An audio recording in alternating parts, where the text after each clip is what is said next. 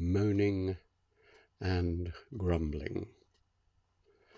We have a word in our little family, at least myself and my wife, I'm not sure where it's derived from, which is grumbleweed. And so when one of us is grumbling away about the latest news or about the latest disaster or about how their computer is misbehaving or whatever it is, if it goes on for too long and it seems out of proportion, we joke with each other and say, "Oh, stop being a grumbleweed." Because it is a feature which I've located increasingly in myself as I get older, and perhaps increasingly in our divided and fractious world, and particularly in my England and America and elsewhere, which is a propensity to moan about our situation and to grumble at anyone we can blame for it.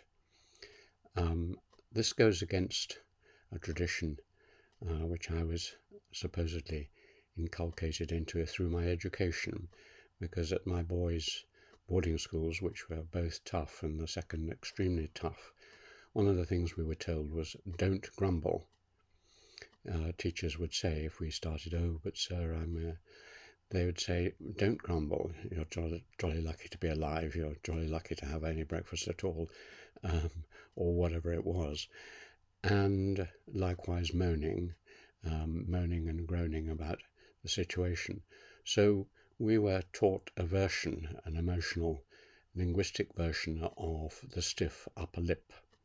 In any situation, face it. Don't feel sorry for yourself. Don't complain to other people about your condition. Get on and face it and overcome whatever the difficulties are. And that kind of resolute approach was one I also learnt from my parents and grandparents. Both of them, my mother and my grandmother, had been through enormously difficult situations in India, Burma, elsewhere, and they had learnt fortitude and resilience and an approach where I can't remember ever really hearing either of them moan or grumble about the situation they were in. Poverty later in life, illness, all these things they took calmly and without turning on someone and complaining about them. And that was something I admired in them. It's something I also admire in the people I work with in different parts of the world, in Nepal, in enormously difficult circumstances in a hill village there. I don't remember people moaning or grumbling at all. Likewise in China, as I move around with my friends, as I hear of the atrociously difficult lives some of the older ones had faced during the periods of mass starvation or cultural revolution, or even quite recently.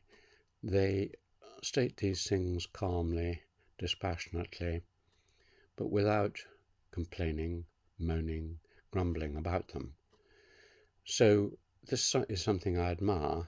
I'm not sure how I can achieve it, because, as I say, there's something about the atmosphere, perhaps the perennial news cycle, so that almost every day the news comes on, particularly local politics and elections and people saying stupid things, our leaders, or doing stupid things, or other countries behaving in a bizarre fashion, and you moan and you grumble. I suppose one shouldn't ban it altogether. It lets off steam. You can say what you think in private about these ridiculous bits of behaviour and speech, but so a certain amount of it is just expressing your dissatisfaction with it. But I occasionally feel that I'm becoming an old moaner and grumbler, and that's not very nice for other people. I leave it to them to judge whether that's how I present myself to them, because on the whole I try to be as positive and optimistic and not to blame other people and not to run them down as much as possible. So watch your moaning and your grumbling.